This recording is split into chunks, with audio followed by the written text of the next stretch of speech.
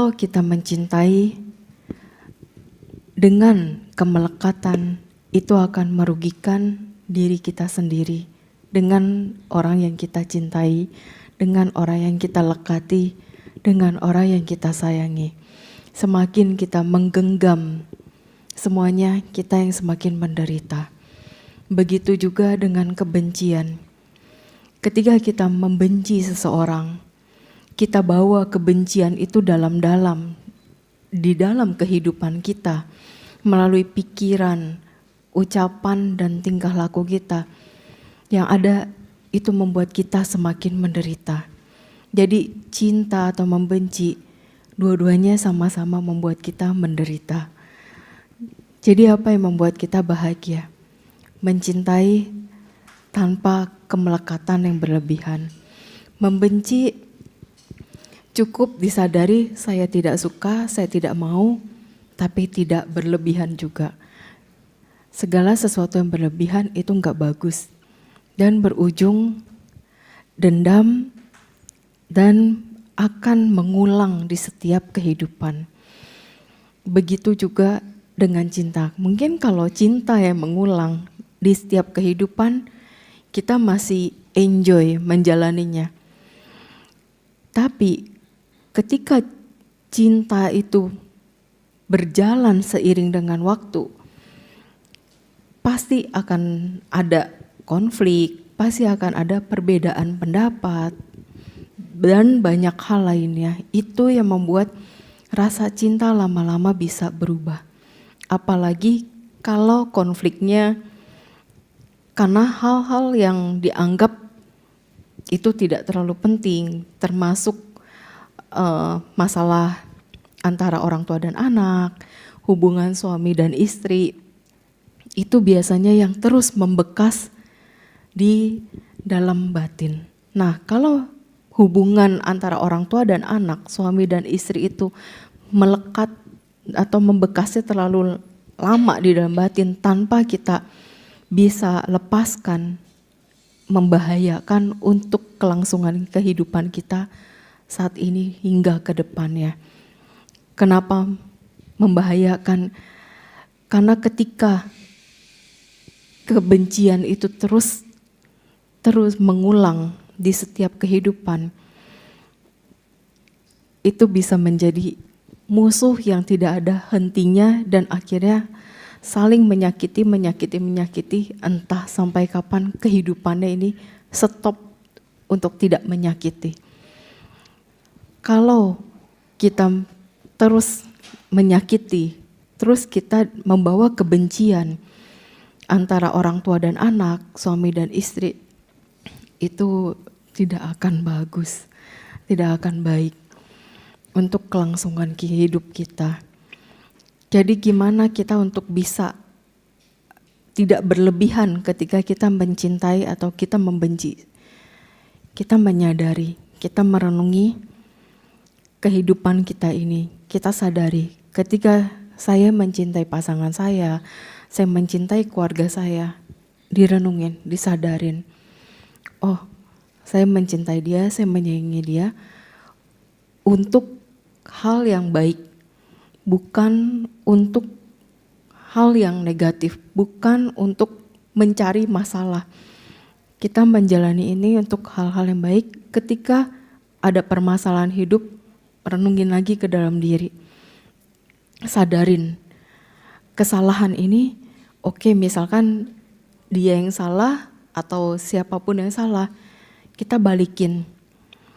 Ini bisa terjadi karena pasti ada satu sebab. Sebabnya dari mana, kita cari tahu. Kalau memang sebabnya dari diri kita sendiri, ya kita perbaiki diri kita. Kita akui, oke, aku salah, aku minta maaf, aku coba perbaiki. Nah dari situ, seiring dengan waktu kita bisa memperbaiki diri kita, kita juga memperbaiki hubungan kita. Tidak hanya hubungan kita dengan suami, tapi hubungan kita dengan keluarga. Bukan hanya keluarga inti, bisa ke keluarga besar. Perubahan kita akan membawa dampak perubahan yang besar juga untuk orang-orang sekitar. Jadi jangan pernah menuntut orang tua kita berubah. Jangan pernah menuntut pasangan kita berubah. Ketika kita menuntut, disitulah penderitaan terjadi. Tapi ketika kita menyadari, merenungi, di situ kita bisa menerima dan akhirnya kita bisa merasakan, ya udah, kita jalanin hidup. Dan ini juga tujuannya untuk kebahagiaan bersama. Seperti awal, saya balikin ke diri saya sendiri. Ketika awal menikah, tujuan saya apa? Saya ngerenungin dulu. Karena kan memang awalnya saya tidak ada keinginan untuk menikah. Tapi karena dari orang tua mengharuskan ada anak berkeluarga, ya sudah jalanin. Tapi saya merenungi sendiri, tujuannya apa? Nah, ketika saya mencari tujuan apa pernikahan ini, ya udah saya merenungi, saya bilang ke diri saya, oke, saya menikah, saya mau bahagiakan suami saya, keluarga saya, anak saya, orang-orang sekitar saya. Jadi tujuannya saya mau membahagiakan. Jadi apapun yang terjadi, saya harus siap. Karena ini pilihan saya. Apapun yang terjadi, saya tidak mau menyalahkan siapapun. Karena ini juga saya sudah pilih. Karena saya mempraktekkan ini, jadi kadang saya juga bisa memberitahu ke orang-orang sekitar, ke teman-teman juga. Ketika kita sudah memilih, kita sudah harus tahu semua resiko yang terjadi dalam hidup kita, baik atau buruk, suka tidak suka, itu jalanin, itu dihadapin. Bukannya ketika kita nggak suka, wah ini gara-gara ini nih, misalkan gara-gara dicari tanggal yang nggak pas lah, gara-gara wah ini gara-gara mertua gini, gara-gara orang tua gini. Ya mau gimana, semua ada plus minus. Kalau kita terus mencari kekurangan, kesalahan orang lain, kita tidak akan pernah bisa bahagia.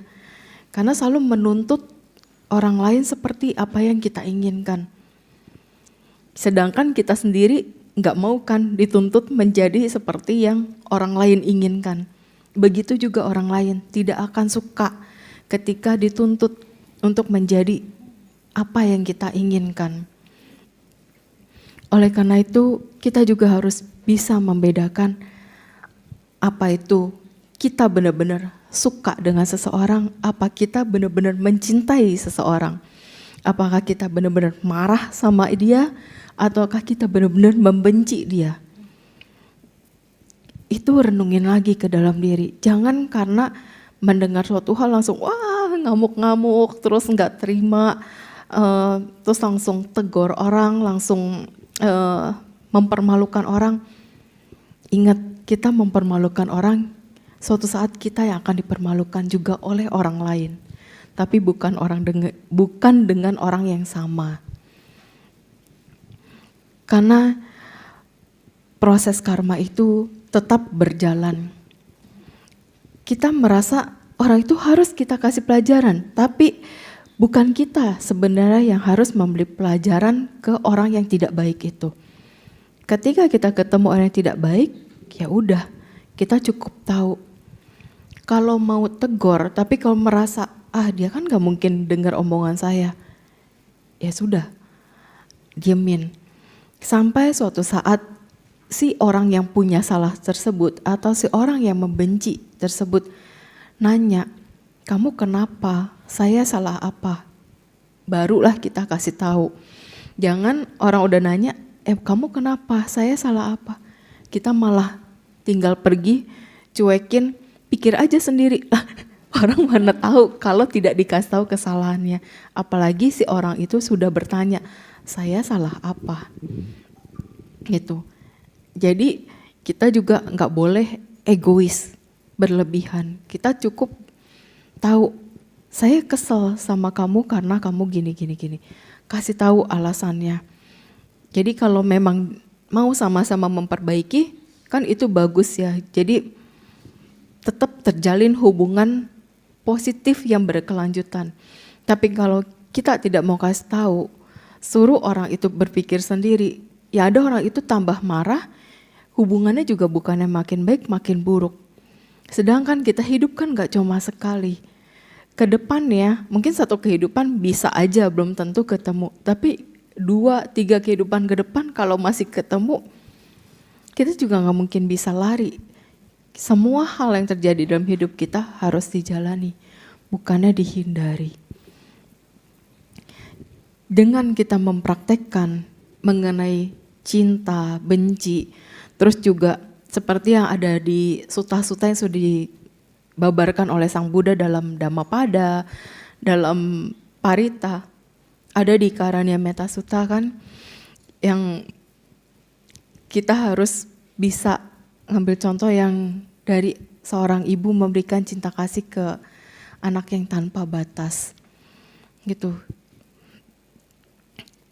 Jadi kita harus bisa melatih cinta dan sayang ini seluas-luasnya. Kita tidak bisa membatasi. Kadang orang merasa, saya udah cukup sabar nih. Ya itu kan sabar dengan batasnya orang-orang tersebut. Bukan berarti sabar yang sebenarnya. Karena kalau sabar yang sebenarnya itu sabar banget. Sabar seluas samudra. Kayak gitu. Jadi ketika kita ketemu orang yang menyebalkan, orang yang sulit dikasih tahu, cukup sekali ngomong. Besok lusa dia nggak mau berubah, dia tidak mau dengarkan, biarin. Kita nggak usah fokus dengan kesalahan atau kebiasaan buruk yang dilakukan.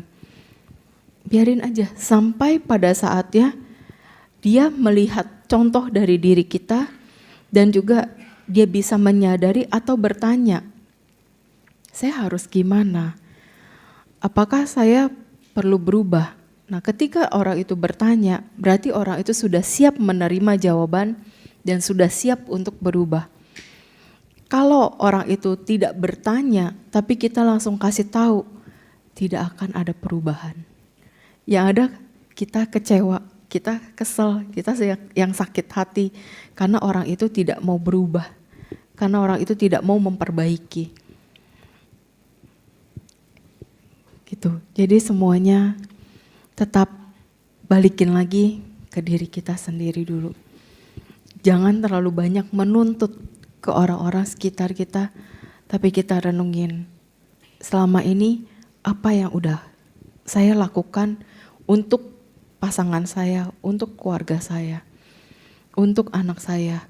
Kalau belum ada yang bisa kita lakukan, oke, saya mau coba perbaiki dari sekarang. Karena tidak ada kata terlambat untuk kita memperbaiki sesuatu.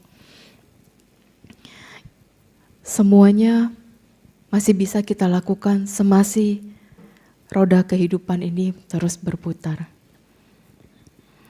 Mungkin ini dulu, selebihnya kita lebih ke sharing tanya jawab. Terima kasih.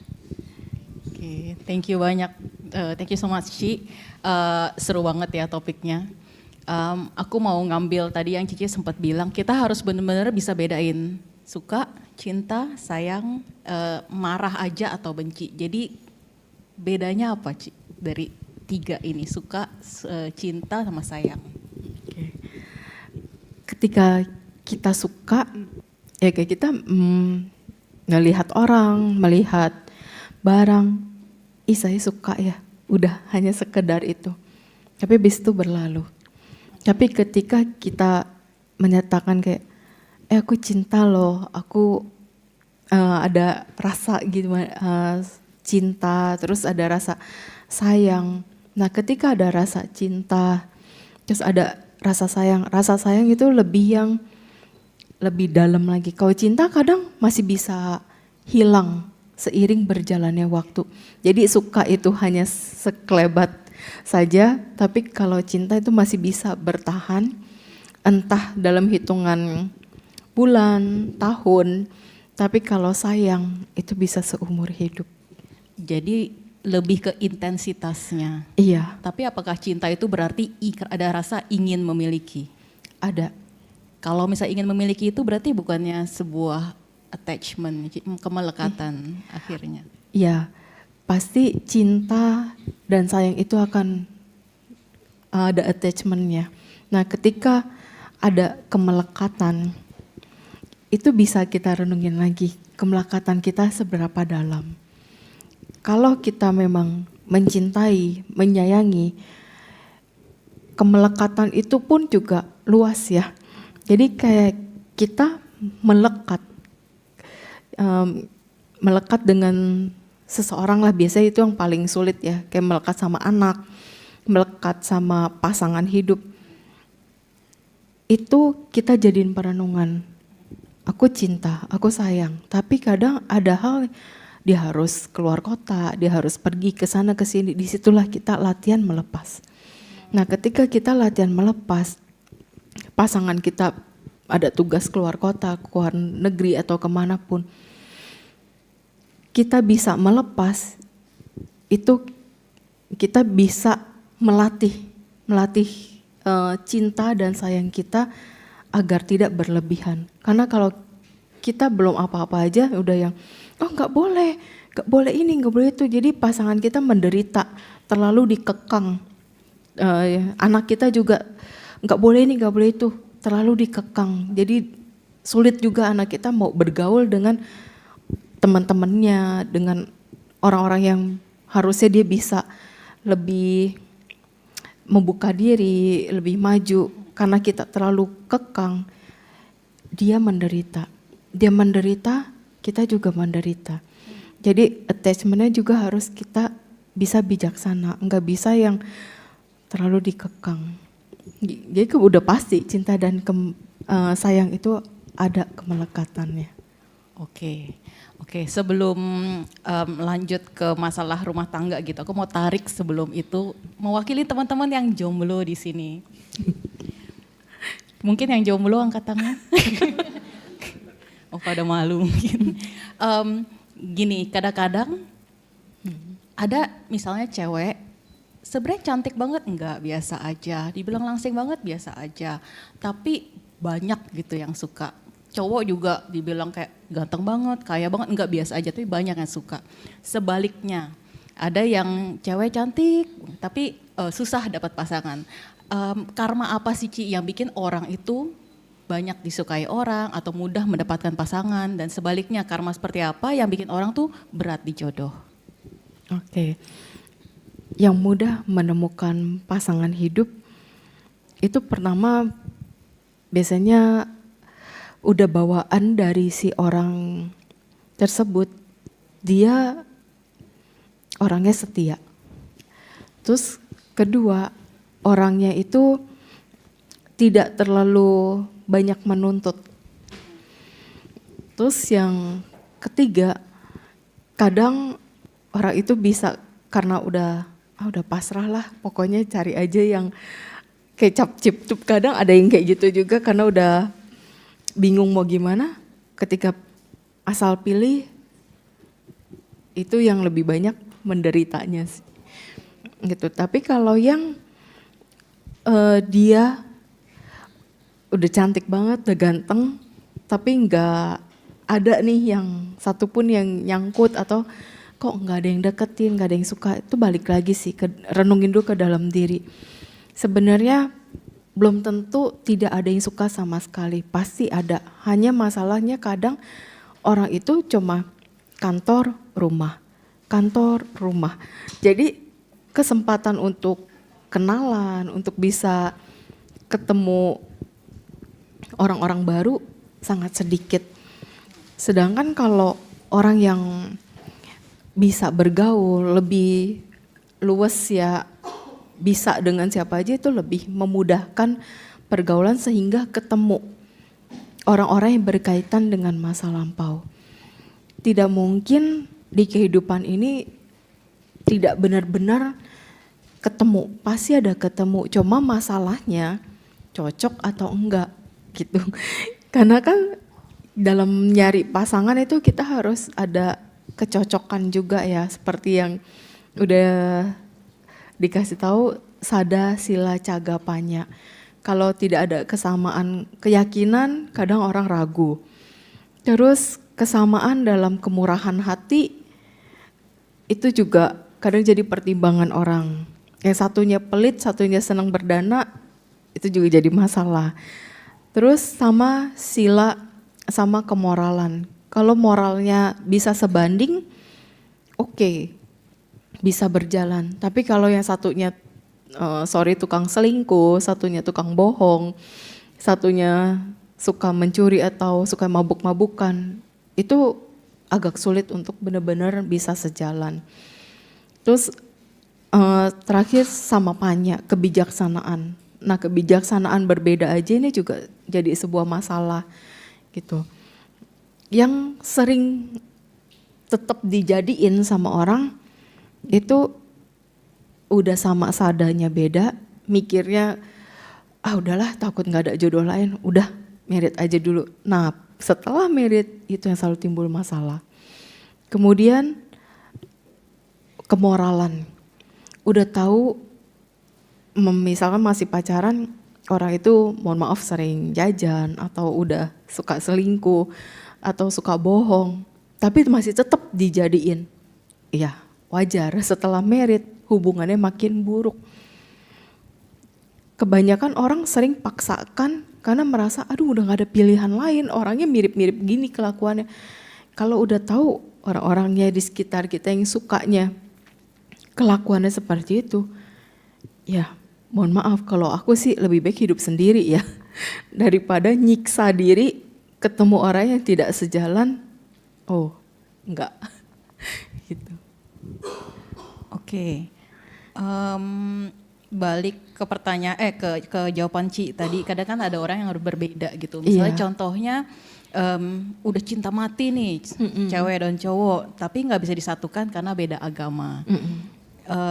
Kenapa ini terjadi? Karena kan mereka bisa bareng dan bisa klop banget, pasti ada hubungan masa lampau. Tapi ternyata di kehidupan ini beda agama. Itu kenapa terjadi dan bagaimana agar kedepannya mereka bisa bersatu? Nah, kalau kayak gitu di kehidupan ini bisa beda keyakinan walaupun ada ikatan karma yang kuat sekali. Itu balik lagi ke masing-masing pola asuh keluarga ya, karena kan kadang agama itu kebentuk dari didikan keluarga juga atau didikan sekolah. Kalau itu sudah bawaan dari keluarga, itu agak sulit. Jadi hanya dibutuhkan pengertian satu sama lain. Kalau dia hanya karena pengaruh dari sekolah, mungkin masih bisa dibicarakan sambil memberi contoh, sambil dikasih tahu plus minus dari yang kita anut gimana. Terus mana yang lebih kuat nih? Biasanya mana yang lebih kuat itu yang akan menarik yang lemah. Nah, ketika yang lemah itu ketarik, ya udah jadi satu keyakinan, satu sada. Tapi di keyakinan yang sama pun, maksudnya religion yang sama, belum tentu religion yang sama belum tentu memiliki keyakinan yang sama. Kayaknya misalnya kayak satu Buddhisnya benar-benar praktek, tapi yang satu cuma sekedar ya mohon maaf Buddhis KTP doang gitu. Itu kan itu udah beda keyakinan walaupun same religion kayak gitu. Kalau gitu misalnya Ci udah ada pertanyaan lagi, gimana ketika kita pacaran semuanya udah looks good gitu, cuman gimana kita bisa yakin kalau ini nih orangnya, he's the one. Karena kadang-kadang kan banyak yang bilang married itu kayak mengambil kucing dalam karung. Pas lagi pacaran nggak kelihatan, pas married loh kok gini gitu. Dan gimana supaya bisa meyakinkan diri sendiri, oh yang ini betul, ini memang jodoh saya, boleh married ke selanjutnya. Nah itulah yang kebanyakan aku perhatikan orang-orang zaman sekarang ya. Suka cinta dimanis-manisin, dikasih bunga, dikasih gift, kasih ini itu langsung oh ya oke langsung married, pas udah married ceger. Terus ujung-ujungnya langsung oke, bisa surat cerai. Banyak banget yang aku temuin kayak gitu zaman sekarang. Jadi kalau bisa dilakukan ketika kita langsung ngerasa, oh dia nih orang yang tepat nih akan jadi pasanganku. Lihat lagi. Seperti yang orang tua dulu bilang ya, bibit, bebet, bobot itu benar-benar harus ya diselidikin dulu gimana keluarganya, gimana karakter aslinya dia. Ini pun aku Hipasiko juga, aku buktiin juga, aku praktekin juga di dalam hidupku. Jadi semua yang aku sampaikan kebanyakan apa yang aku udah praktekin. Jadi aku tahu harus gimana menghadapi orang-orang di luaran sana. Jadi ketika aku mempraktekannya sendiri, aku masih pacaran bilang, kita apa adanya ya karakternya. Kamu harus buka karakter baik buruknya kamu kayak gimana. Aku juga akan kasih tahu karakter baik buruknya aku kayak gimana. Jadi aku nggak mau ada yang dia tutup-tutupin. Nah, ketika ngomong sama pasangan seperti itu waktu masih pacaran dan ya sama-sama oke, udah. Jadi kita apa adanya. Jadi pada saat pacaran dan setelah married emang apa adanya. Enggak ada yang kita rahasia-rahasiakan. Sifat buruk, baik semua udah kelihatan. Karena aku juga bilang, kalau memang ada sifat buruk aku yang kamu gak cocok, kamu gak suka, kamu gak salah putusin aku. Begitu juga aku. Ada sifat buruk, kamu yang jelek yang aku gak suka, ya aku juga berhak bisa putusin kamu. Jadi dengan kita bisa apa adanya dari masa pacaran, itu tidak akan menimbulkan konflik yang berkelanjutan yang akhirnya menjadi kebencian. Karena kebanyakan dari cinta timbul benci. Karena seiring berjalannya waktu, diiming-iming yang bagus, yang indah, tapi setelah pernikahan, jatuh bangun bisnis, kerjaan, usaha, itu kan pasti banyak yang bisa nerima, nggak bisa nerima. Umumnya sih kebanyakan wanita yang tidak bisa menerima ketika sang pasangan itu jatuh, hancur, terpuruk, akhirnya bye-bye, tinggalin, kebanyakan begitu. Bahkan ada slogan kan di Indo, ada uang abang disayang, nggak ada uang abang ditendang. Nah, jadi dengan kita bisa dibicarakan dari awal kehidupan kita mau gimana nih ke depannya, itu akan smooth, akan jangka panjang dan akhirnya ya happy ending. Tapi kalau kita nggak bisa apa adanya dari awal, ya berarti kita harus siap segala hal yang terjadi. Jadi perbedaan religion ini yang penting ada pengertian. Kalau tidak ada pengertian satu sama lain, sulit. Yang ada yang rugi kita sendiri. Kita nggak mungkin nyalahin pasangan kita nggak mungkin nyalahin keluarganya. Kita sudah memilih dia kok, dan kita pun sudah oke di awal dengan perbedaan itu. Balik lagi kayak tadi, perenungan ke dalam diri. Kita sudah siap menerima, berarti kita juga sudah siap dengan semua resiko yang kita hadapi. Ya, setuju sih, tapi mungkin kebanyakan pasangan sekarang itu nggak mau kasih lihat yang sejujur-jujurnya karena takut pasangannya kabur, tapi malah begitu married jadi masalah. Ya. Oke, kalau pertanyaan selanjutnya nih, kan kalau di Buddhis kita percaya ada musuh karma, di mana biasanya kalau begitu kita ketemu orang ini kok kayak nggak suka gitu. Iya. Tapi banyak juga kejadian di mana orang married sama musuh karmanya sendiri. Iya. Kenapa bukannya harusnya mereka ketemu mereka nggak suka, tapi ini pas ketemu malah cinta. Itu bagaimana prosesnya dan kenapa bisa terjadi?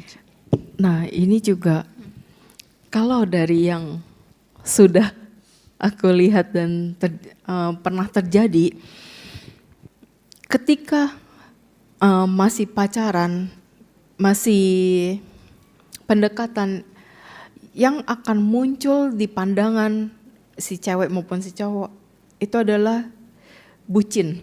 Jadi cinta banget, kayak yang aduh udah orang banyak kasih tahu itu orang nggak bagus, tuh orang jelek, tapi masih enggak, dia baik, dia gini. Oke lah, akhirnya semua orang misal udah bilang itu orang nggak bagus, itu cewek nggak bagus, atau itu cowok nggak baik, tapi tetap masih dijalani. Orang tua kan bisa apa, kadang ya sudahlah demi kebahagiaan anak. Tapi setelah menjalani rumah tangga, sifat aslinya itu keluar. itu kebanyakan ditutupi oleh, ya balik lagi ya, karena kita berlebihan, itu loba dan moha yang muncul ketika kita bucin.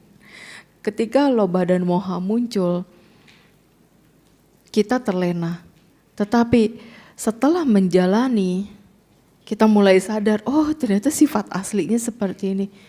Kita nggak bisa lari, apalagi kalau itu ternyata si musuh karma, nggak gampang loh untuk lepasnya.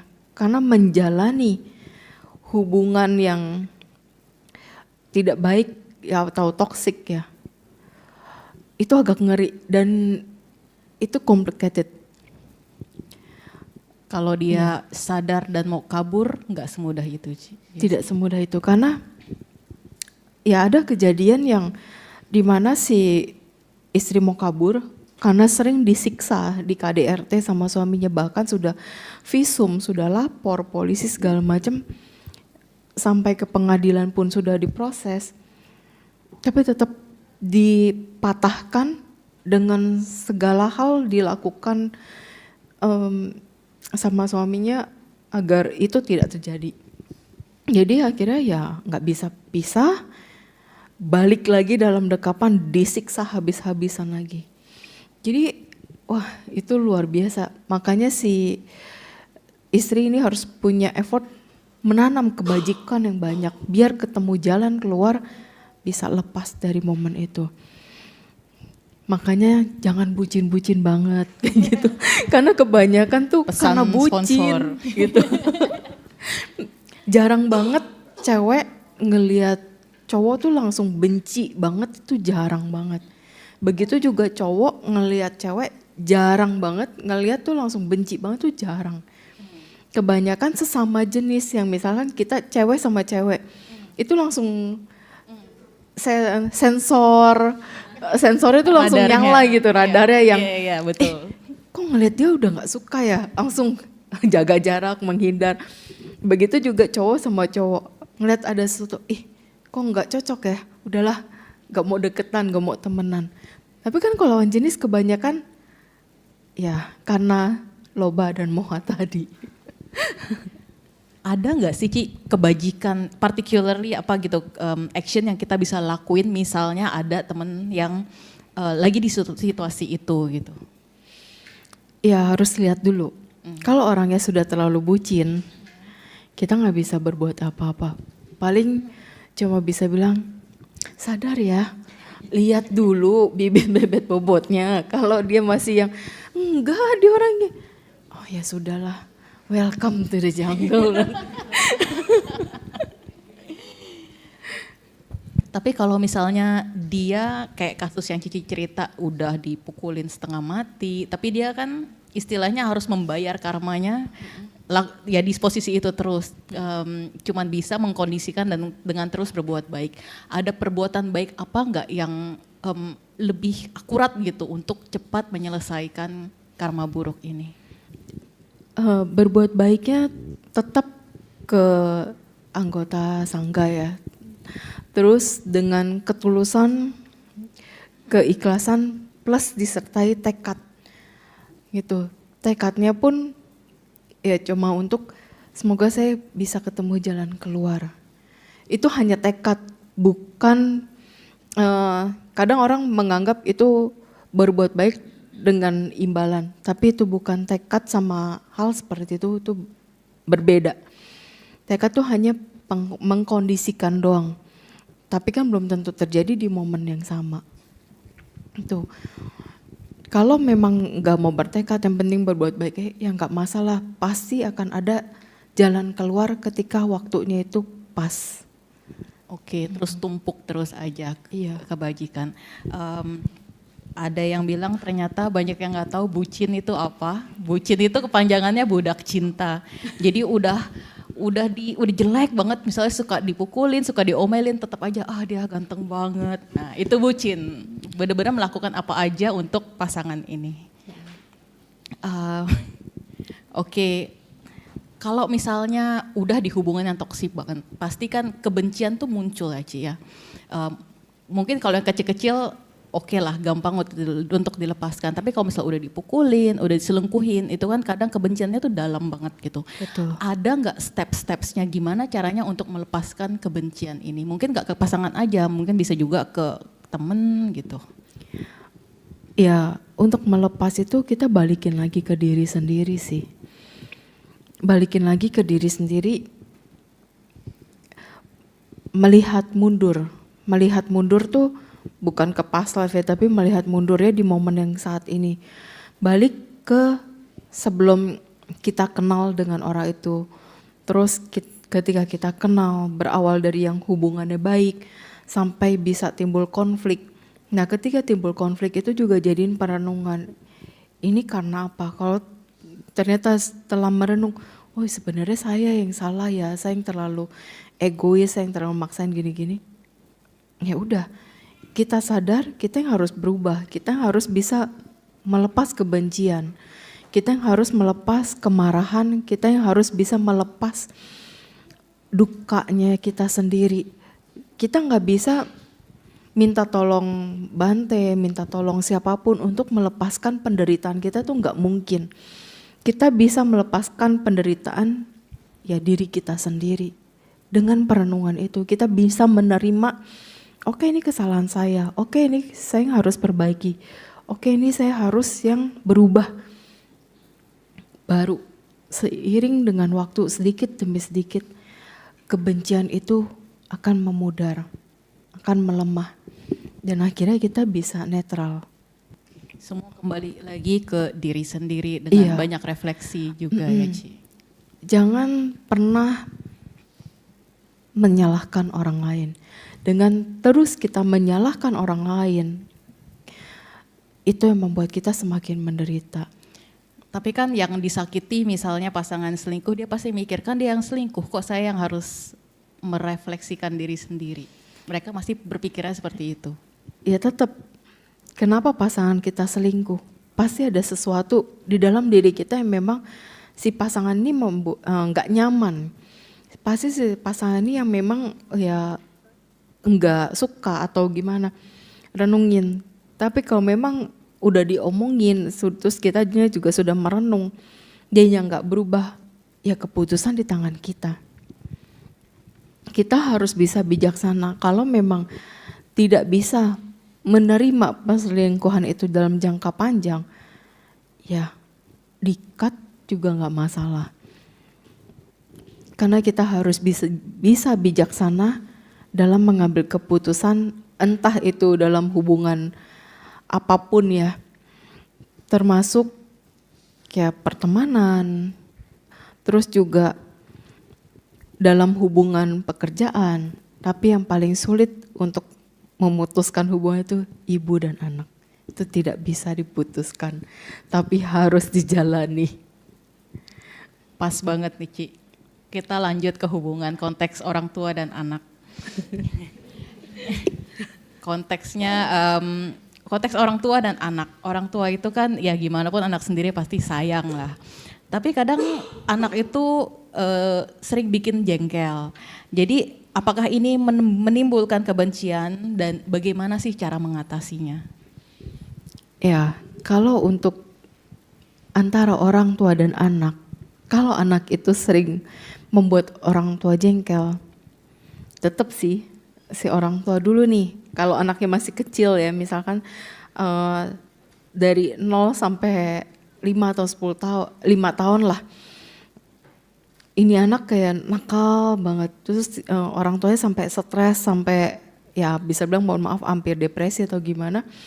Sebenarnya si orang tua ini coba ngerenung dulu, ngeliat dulu, ini kenapa ya, ini anak bisa sampai seperti ini. Kalau ternyata udah merenung, gak ada jalan keluar, coba ketemuin kayak ke dokter, entah ke psikolog atau ke dokter anak untuk tumbuh kembang anak gitu. Jadi bisa diomongin. Kalau dari perenungan, oh ternyata saya yang terlalu emosional sehingga anak ini jadi tantrum. Oh saya yang nggak sabar ngadepin anak sampai anak ini jadi begini begini begini. Jadi kita balikin lagi ke diri kita sendiri, terus coba sambil kita memberi perhatian, kita memberi cinta dan kasih sayang. Karena anak itu tumbuh berdasarkan didikan kita. Semua anak kecil ketika dia ingin tahu ini dan itu, dia akan tantrum, dia akan kayak aku mau ini, aku mau itu. Tapi kita harus kasih pengertian. Ini pun saya praktekkan juga di kehidupan sendiri. Jadi memiliki keluarga ternyata kalau buat saya ada beruntungnya untuk bisa mempraktekkan banyak hal di dalam kehidupan. Jadi menghadapi relationship dengan pasangan, terus gimana menghadapi anak dari lahir, terus gimana kita menghadapi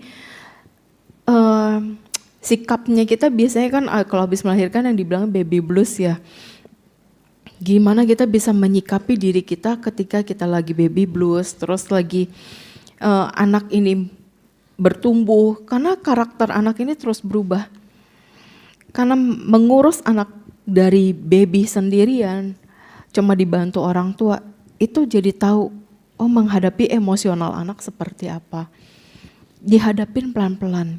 Ketika dia lagi marah, dia lagi nangis, biarinin dulu sampai dia mereda, ya kita peluk, kita kasih tahu, kamu maunya apa, mau ini, mau ini, mau ini. Terus kita kasih pengertian. Kalau dia mau mainan, ya kayak anak saya waktu masih umur kecil, ngeliat mainan tuh seneng banget. Dia ngeliat mainan ini mau, selalu dibilangin, kamu mau mainan ini? Ya, oke, nanti ya, tunggu kamu ulang tahun. Nah, seiring dengan waktu, dia juga lupa ya, nunggu dia ulang tahun. Ketika waktunya tiba, tanya lagi, kamu masih mau mainan ini? Enggak.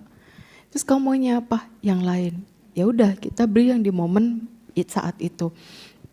Tapi dikasih pengertian, ini kamu maininnya dimainin enggak? Mainin, oke. Kalau ketika dia bilang mainin, kita tanya berapa lama. Jadi anak sekarang itu harus diajak interaksi, nggak bisa mau ini beli, mau ini beli. Itu bisa menimbulkan ego si anak itu. Ketika si anak itu ego, besok lusa dia mau mainan itu, mainan lagi yang lain kita nggak kasih, dia bisa guling-guling, bisa ngamuk, tantrum di toko atau di tempat lain. Jadi kita harus bisa mendidik gimana dari awalnya. Nggak bisa udah di pertengahan jalan kita langsung marah-marahin di depan umum, kita marah-marahin dia di mana. Anak ini juga punya perasaan, anak ini juga bisa malu ketika dia dimarahin di depan umum dan akhirnya nanti bisa kena ke mental anak itu.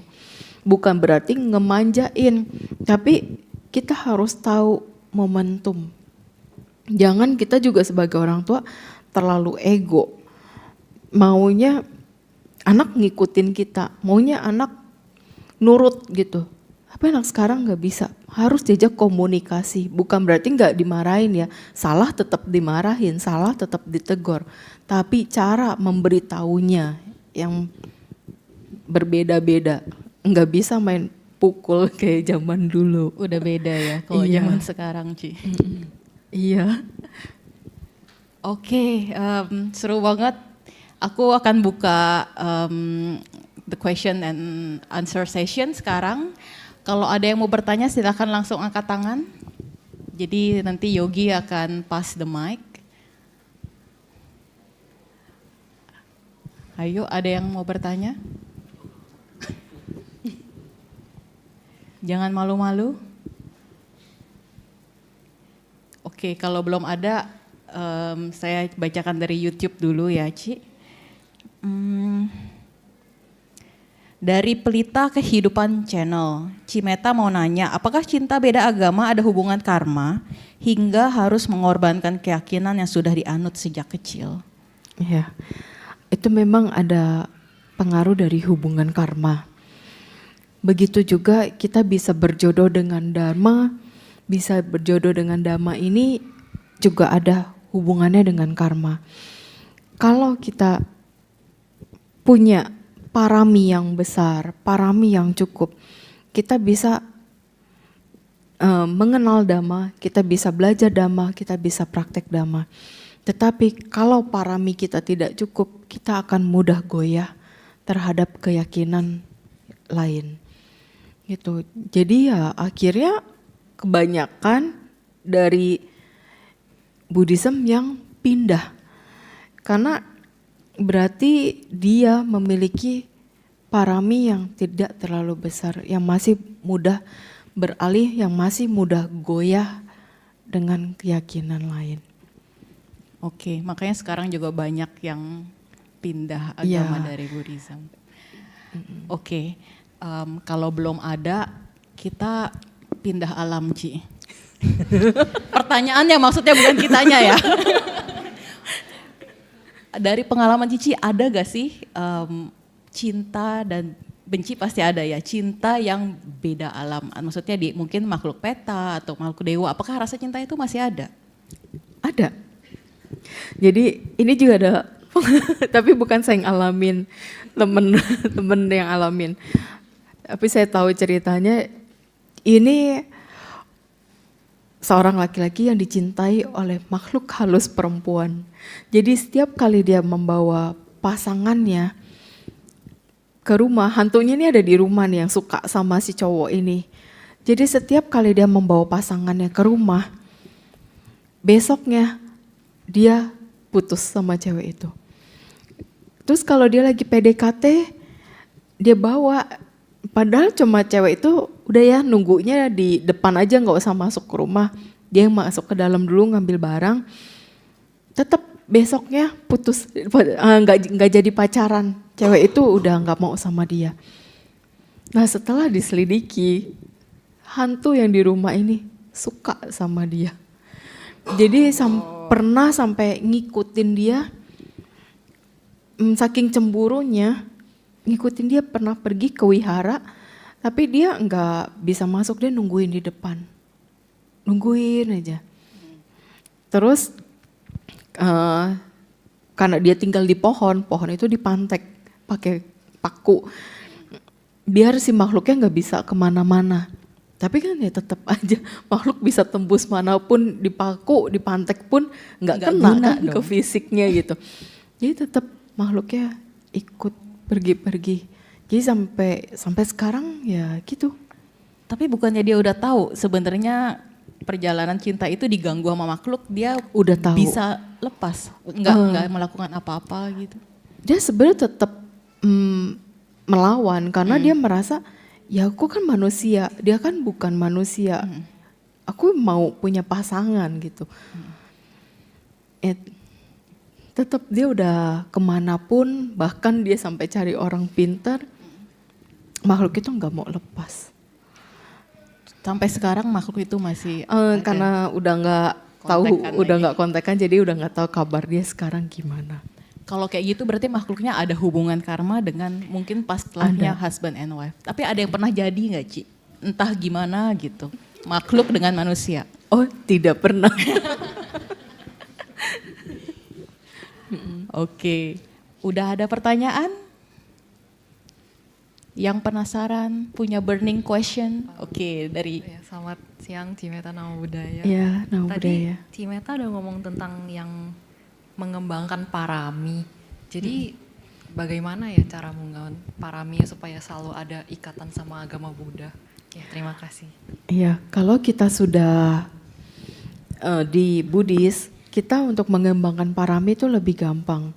Dengan sering belajar Dhamma, teori maupun praktek, terus latihan meditasi, banyak berbuat kebajikan, ya terutama ke hal-hal positif yang berhubungan dengan Dhamma.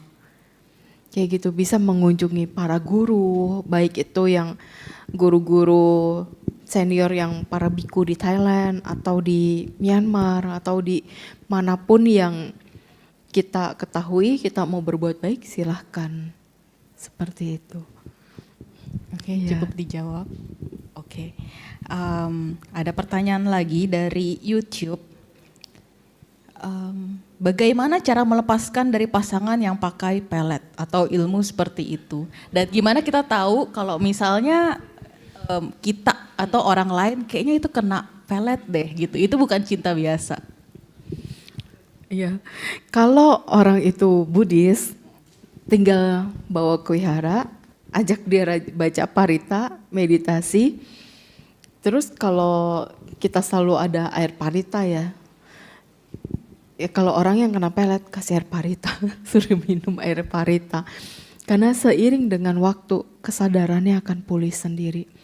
Terus si orang itu kalau memang dia ada niat mau lepas dari yang dikatakan pelet tersebut, dianya juga harus bisa ngejaga sila dia harus rajin parita dia, prakteknya dia. Gitu. Kalau pelet santet itu gimana sih Ci? Maksudnya kan saya pernah dengar kalau kena guna-guna berarti karma buruk kita dipercepat berbuahnya. Tapi kan kalau misalnya pelet itu kita lihat orang ini jadi suka gitu. Jadi kalau sebenarnya gimana prosesnya? Kenapa bisa kayak suka banget? Iya, kalau pelet itu kayak terjadi tiba-tiba sih. Misalkan kamu nih nggak suka sama si X lah, tapi si X ini cinta banget sama kamu. Nah karena dia tahu kamu nggak suka sama dia pakai sesuatu yang pokoknya kamu nggak tahu apa-apa. Ketika ketemu si X, kamu bisa yang cinta banget sama dia, yang kamu nggak tahu apa sebabnya tiba-tiba bisa cinta banget sama dia. Yang mungkin kalau orang-orang sekitar, keluarga, temen itu ngeliat, ih kok si Rika bisa suka sama si X ini yang sebelumnya dia biasa aja bahkan nggak suka. Nah biasanya orang-orang sekitar yang sadar kamu pasti nggak wajar ini sukanya. Apakah itu berarti dikirimin makhluk? Enggak selalu makhluk. Okay. Karena kadang itu kayak udah langsung ke diri kamu. Karena pasti orang itu pakai foto kamu. Jadi kamu tidur pun bisa mimpiin dia, terbayang-bayang dia, kayak pengen banget hidup sama dia kayak gitu. Kalau gitu susuk juga mirip Ci. Kalau susuk hanya kayak itu lebih sering cowok ya untuk ngelihat cewek. Jadi kalau si cewek itu pakai susuk, cowok tuh bisa kayak tergila-gila, bisa suka. Tapi besoknya nggak ketemu dia, ya udah.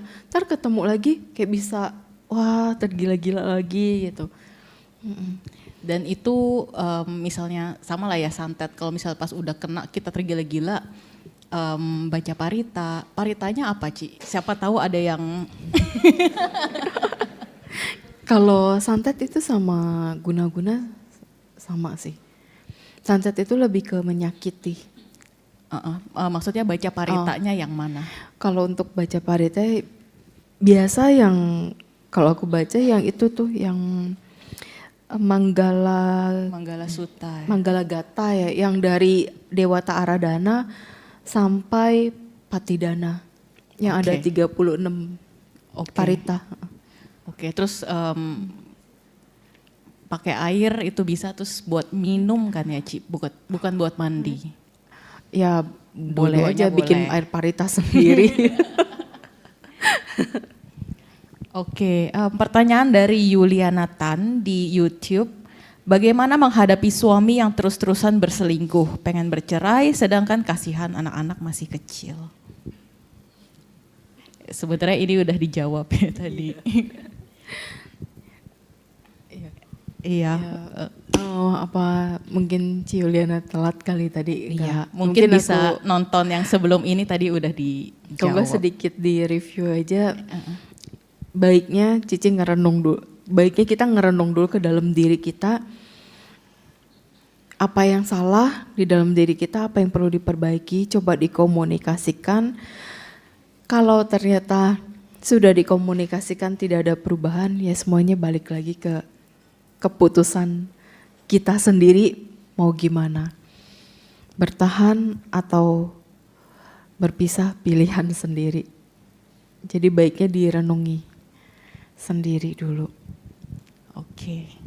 Terima kasih. Oke, ada pertanyaan lagi dari teman-teman yang ada di Dhamma Hall. Oke.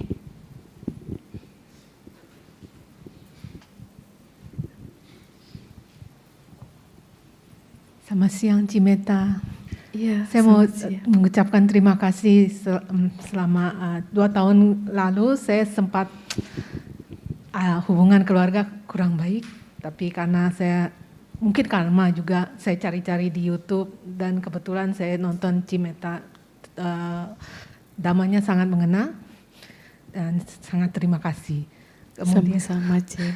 ya, kemudian untuk masalah saya ada 2 anak, yang satu keduanya lelaki, yang satu 10 tahun, yang kecil 6 tahun. Mungkin yang 10 tahun agak trauma ya, mungkin sempat kena pukul sama suami saya. Tapi sekarang sepertinya dia menjauh dengan saya, lebih dekat dengan suami. Mungkin karena dia takut dengan suami, jadi ya seperti itu. Pertanyaan saya, karena suami saya free thinker, kemudian saya kan Buddhis, saya ingin anak-anak saya mengenal Dhamma. Mungkin bagaimana caranya agar anak-anak saya mengenal Dhamma dan memiliki budi pekerti yang baik, karena saya lihat mereka ini masih kecil-kecil tapi semakin bertambah umur, saya lihat agak tidak baguslah. Saya mau yang mengenal sopan santun dan tidak meledak-ledak. Ya, seperti itu. Menghormati orang tua, ya seperti itu. Terima kasih. Kalau hal seperti ini, baiknya Cece dulu yang berubah sih. Cece tunjukin. Karena secara emosional kan juga Cece sempat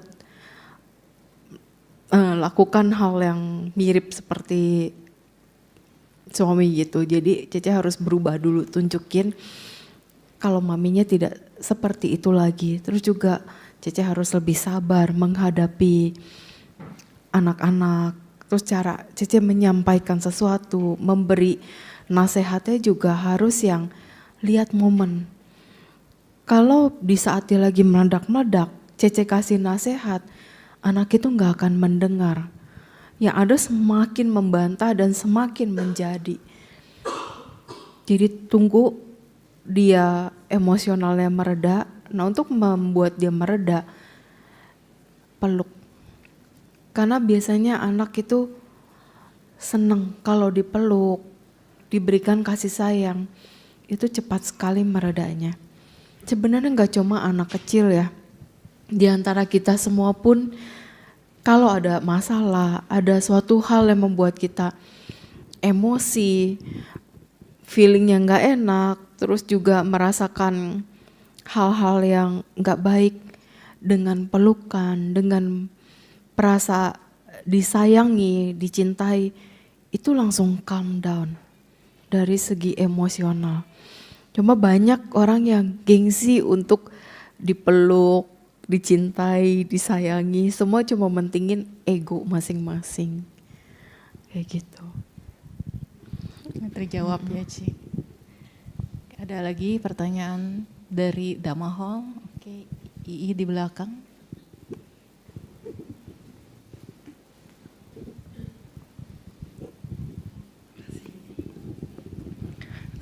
Namo Buddhaya, Cik Meta. Iya, Namo Buddhaya, Terima Cik. kasih sudah datang ke sini.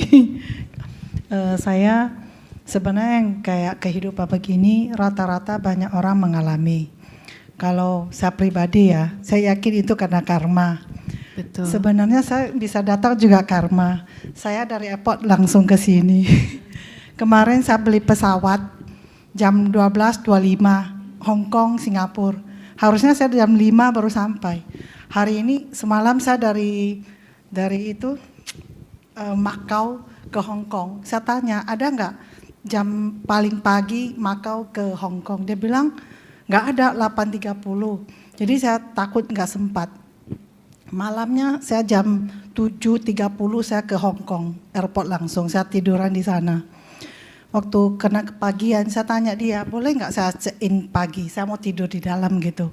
Katanya, kamu sudah datang pagi, kamu mau nggak? Ada satu orang, dia nggak sempat, jadi saya punya tiket yang 12.30, kasih dia, terus saya ngambil tiket dia jam 9. Sempat saya datang. Kemarin saya mau datang sini, saya sempat teleponnya. Jadi gimana bisa ketemu Cik? Jadi katanya udah nggak bisa. Saya pun sudah lupa. Tadi udah di tengah jalan ke pulang, saya buka YouTube, buka handphone. Jadi ada Cimeta punya foto timbul gitu. Ada Cimeta tanggal 22.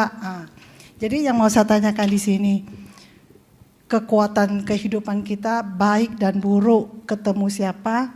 Kalau pribadi saya lihat karma. Kalau bahasa Cinanya, 没有因因为有因才有果, ada sebabnya gitu loh. Jadi misalnya kalau udah ketemu baik dan buruk, kesadaran kita jaga toh. Jadi yang saya tanyakan tuh bagaimana, karena pikiran dan batin itu dia akan timbul dan lenyap, terus terjadi perubahan. Saat kesadarannya bagus, saya mungkin bisa menjaga kesadaran saya. Ini karma saya. Terus bisa jadi kan saya bilang, saya yang seperti tadi Cici bilang, kita lihat diri kita dulu, mungkin keinginan saya, tuntutan saya gitu loh. Jadi ada timbul pikiran saya, 放过自己, bahasa Indonesianya lepaskan diri saya gitulah, 放过自己.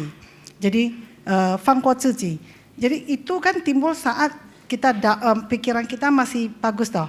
Tapi waktu emosinya timbulnya bergejolak, timbul ke kondisi kita sedang bergejolak semuanya. Mungkin langsung pertanyaannya. Jadi maksudnya gimana caranya kita itu selalu bisa menjaga kesadaran itu walaupun dia sudah bergejolak, jadi dia bisa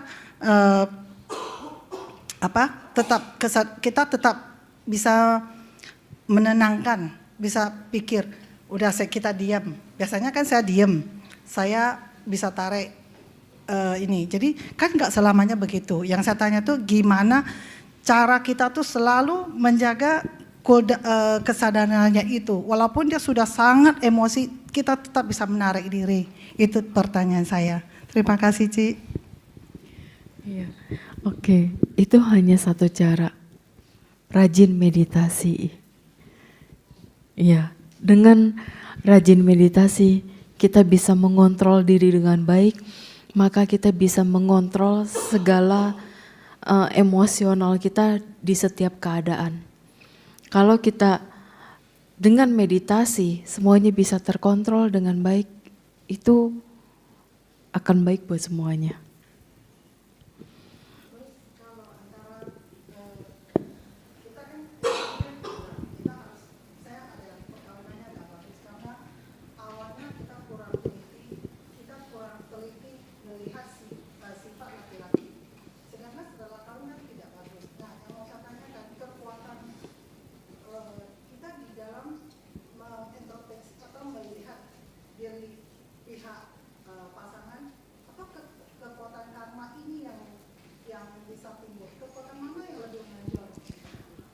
Oke, aku recap ya pertanyaannya.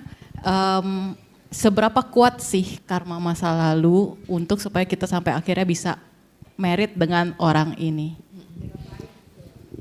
Iya. Kalau dari kekuatan karma masa lalu, kita bisa bersama dengan orang itu aja, itu udah ikatan karma dari yang lalu. Terus hubungannya baik atau tidak baik di saat ini, ketika menjalaninya, balik lagi ke sifat kita plus ada akumulasi dari karma juga. Tinggal bagaimana kita menyikapinya yang terjadi di saat ini. Karena si pasangan kita pasti dia punya pemikiran sendiri, punya caranya sendiri, punya sikapnya sendiri dalam menyikapi rumah tangga, pasangan atau apapun yang dia lihat, dia dengar, dan dia rasakan.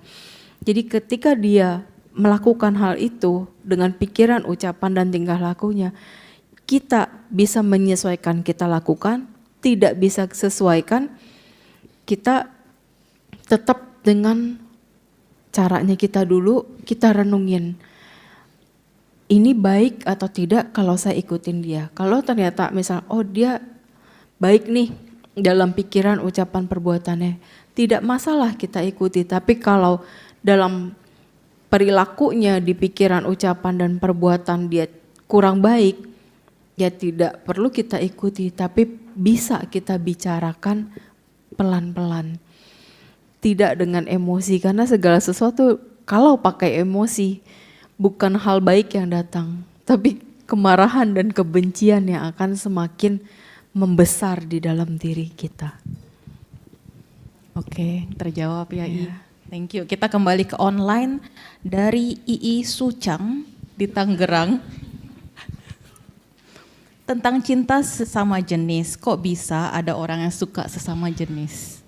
Apakah itu, banyak orang yang percaya itu udah dari lahir, ada juga yang percaya oh ketepak karena temennya suka sama jenis jadi dia juga ikut ketepak. Kalau dari pandangan Buddhis atau dari pengalaman Cici ini gimana?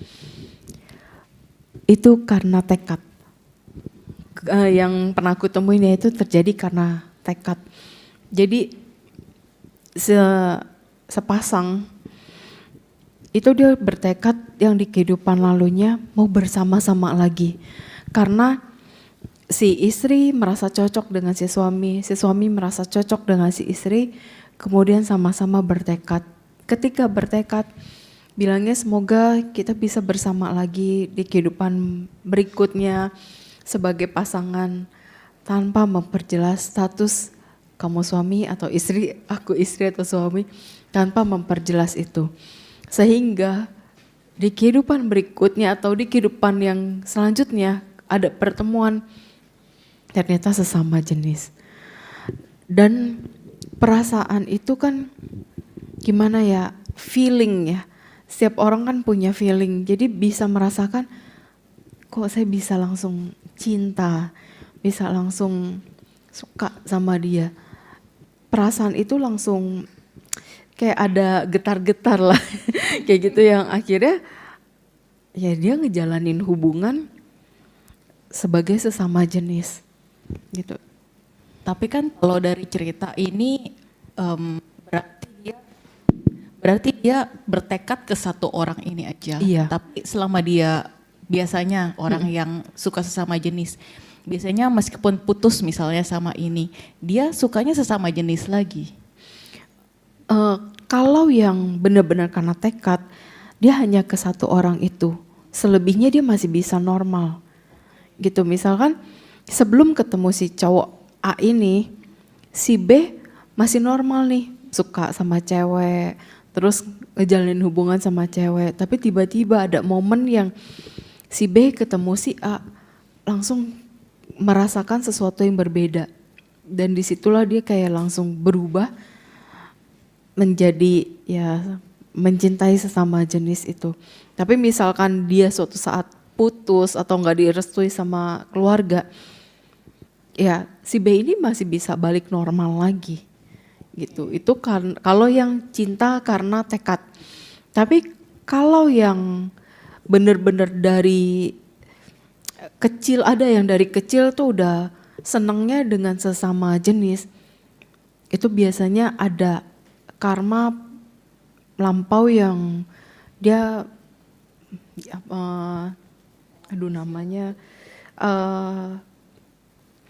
ada pelanggaran sila dan juga namanya kenapa ngeblank. Jadi kayak penyalahgunaan hubungan. Oke. Iya. Hah? Iya, itu kan asusila udah pelanggaran sila. Tapi ada yang apa ya? Namanya jadi ngeblank. Kayak apa sih? Tadi ngeblank. Tunggu. Ya penyimpangan seks. Sorry.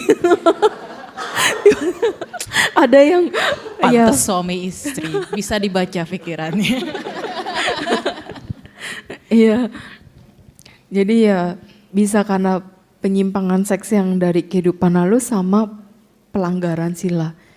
Itu yang menyebabkan seseorang bisa ya dari kecil aja udah sukanya dengan sesama. Jadi kalau misalnya ada juga orang yang di kehidupan ini kecenderungannya berbeda. Misalnya kan ada sekarang pedofil, sukanya anak kecil atau nggak suka sama binatang. Itu kan penyimpangan. Iya. Itu juga bawaan dari kehidupan lampau dia melakukan Enggak. pelanggaran. Kalau dari yang mohon maaf ya yang banyak yang sering terjadi di Indo sekarang kan yang anak kecil lah jadi para korban dari pelecehan-pelecehan entah gurunya lah entah siapanya. Itu karma yang baru dibuat oleh si pelaku tersebut karena dia tidak bisa mengontrol hawa nafsunya sendiri. Karena hawa nafsu itu timbul alami dari dalam diri di saat ini. Gitu. Kalau yang sampai terjadi yang seperti itu.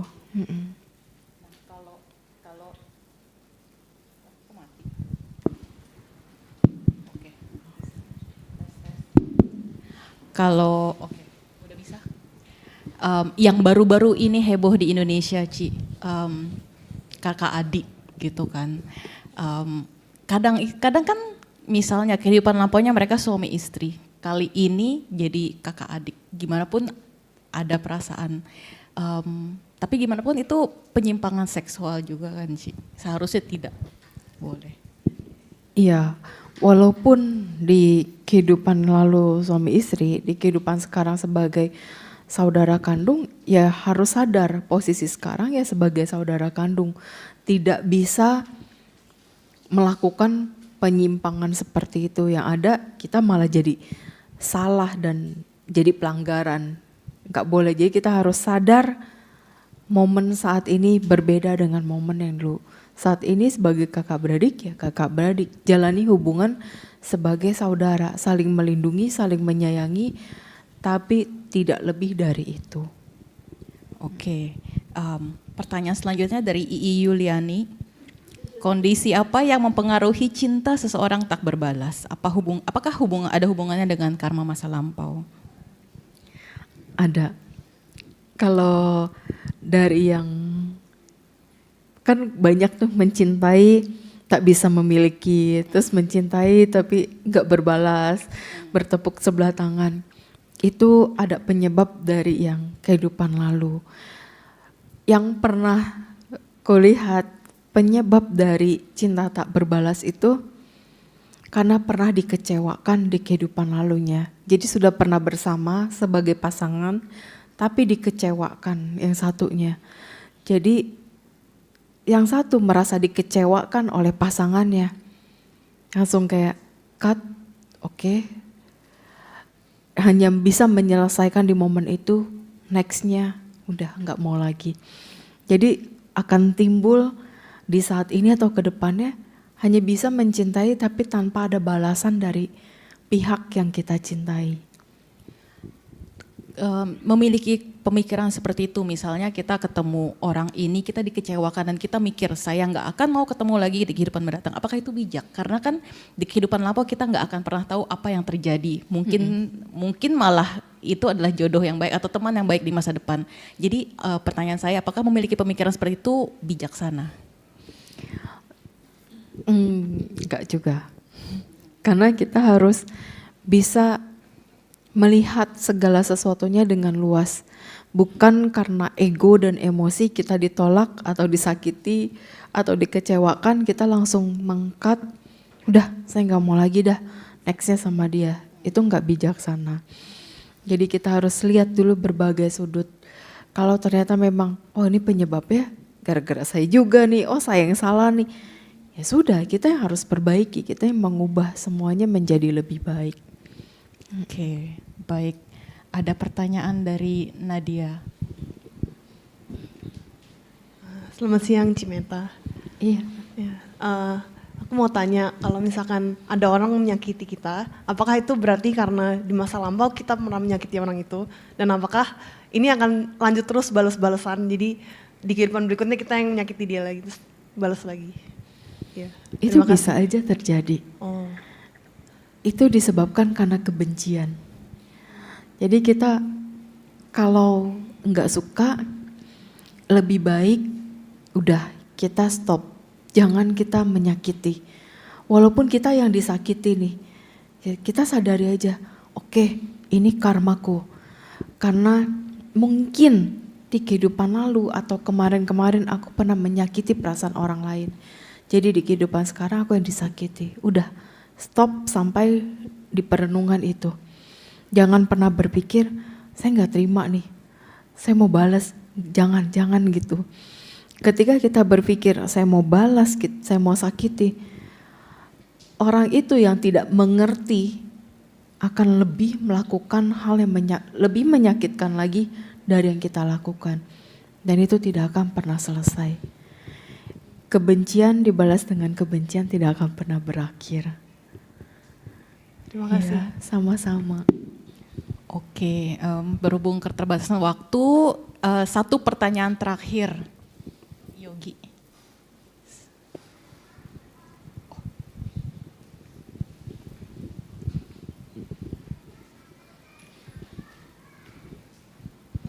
Selamat sore, Ci. Iya, Aku ada sore. pertanyaan. Oke. Ini tentang meditasi ya. Jadi gimana cara kita mengkondisikan hati sama pikiran kita supaya bisa fokus sama meditasi. Yang sering saya alami ya at least, itu kayak kalau situasi hati saya lagi biasa aja atau cenderung ke arah baik, maka itu tidak terlalu sulit buat mengkondisikannya. Jadi bisa fokus dan pikirannya nggak lari kemana-mana. Tapi kalau misalkan lagi banyak cobaan gitu ya, lagi stres misalnya atau gimana, itu susah banget buat fokus dan konsentrasi gitu. Thank you, Ci. Iya, itu memang paling sulit ketika lagi banyak pikiran. Nah, ketika lagi sulit itu adalah tantangan terbesar kita untuk bisa melatih ego dan emosional ini.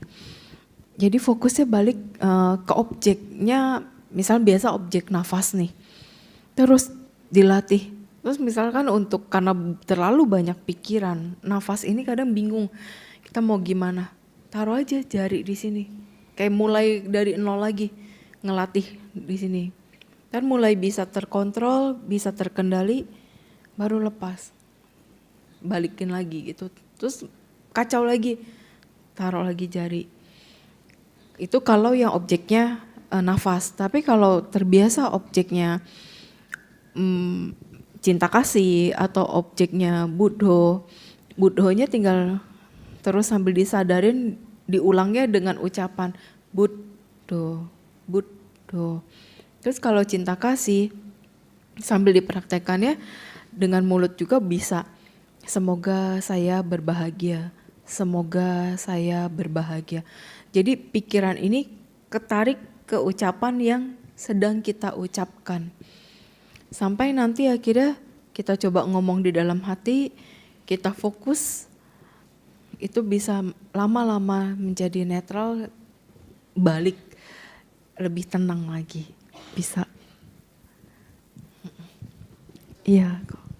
Oke, terima kasih teman-teman. Pertanyaannya mungkin Cimeta ada penutupan. Iya, mengenai topik cinta dan benci ini, kita di sini sama-sama terus belajar untuk bisa memahami cinta boleh kita mencintai sahabat, teman, pasangan, orang tua, anak. Tapi kita juga harus bijaksana dalam mencintai. Jangan pernah berlebihan. Segala sesuatu yang berlebihan membuat kita menderita. Terus juga ketika kita membenci, selalu ingat jangan membenci berlebihan. Karena itu juga membuat kita terus terjalin di banyak kehidupan menjadi musuh karma, dan itu tidak baik juga untuk kelangsungan hidup kita ke depannya. kita sama-sama berlatih untuk menjadi lebih baik. Kita saling mengingatkan, saling menyadari atau menyadarkan satu sama lain kalau ada teman yang butuh diingatkan untuk bisa menjadi lebih baik. Mungkin itu aja, saya ucapkan terima kasih dan saya minta maaf apabila ada kata-kata saya yang salah atau tidak berkenan. Terima kasih, Sotihotu, Namo Buddhaya. Namo Buddhaya. Terima kasih juga Cimeta untuk Sama-sama. Dhamma sharingnya. Semoga menginspirasi kita semua untuk selalu mengembangkan cinta dan melepaskan kebencian. Thank you so much untuk datang ke Sama-sama. IBC hari ini. Dan Iya. seperti biasa semoga nggak kapok Ci datang ke sini lagi. Boleh dong kita kasih tepuk tangan ke Cimeta. Terima kasih.